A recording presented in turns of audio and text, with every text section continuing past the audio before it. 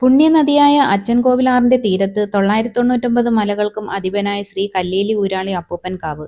പത്തനംതിട്ട കോന്നി അച്ചൻകോവിൽ റോഡിൽ പൂർണ്ണമായും വനത്താൽ ചുറ്റപ്പെട്ട് കിടക്കുന്ന കാവാണ്. ആദിമ ദ്രാവിഡ ഗോത്രവർഗത്തിന്റെ ആചാരങ്ങൾ പഴമ ചോരാതെ ഇന്നും അതേപടി ഇവിടെ നിലകൊള്ളുന്നു. മനുഷ്യനും പ്രകൃതിയും ഒന്നിക്കുന്ന ഒരിടമാണിവിടം.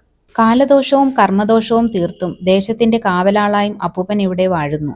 നാടിന്റെ നാനാഭാഗങ്ങളിൽ നിന്നും ധാരാളം ഭക്തർ ഇവിടെ എത്തുന്നുണ്ട്.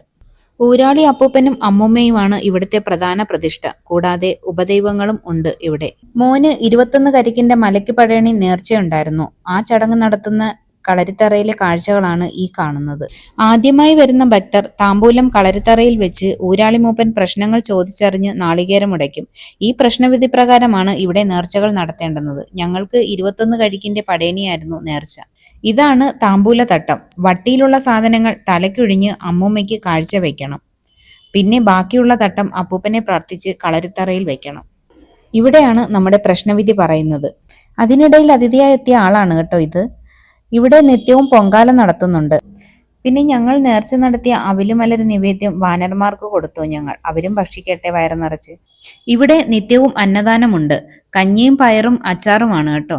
അപ്പോൾ ഞങ്ങളും കഴിച്ചു അതിലൊരു പങ്ക്. ഈ കാവിലെ ഏറ്റവും പ്രധാന സവിശേഷതയാണ് നമ്മൾ ഇറങ്ങിപ്പോകുന്ന ആ പടികളിലൂടെ തിരിച്ചു കയറാൻ പാടില്ല എന്നുള്ളത്. ഈ വഴിയിലൂടെയാണ് തിരിച്ചിറങ്ങേണ്ടുന്നത്.